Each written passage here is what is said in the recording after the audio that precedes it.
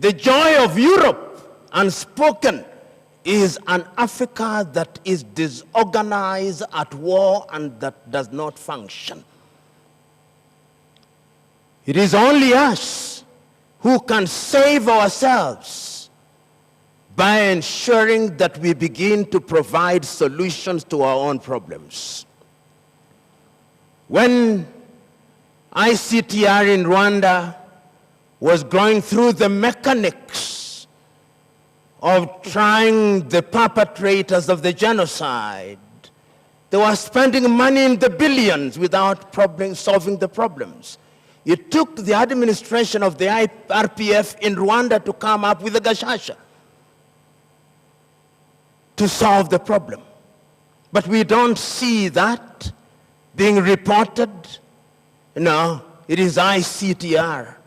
Rwanda demonstrated to the world that we can do it ourselves.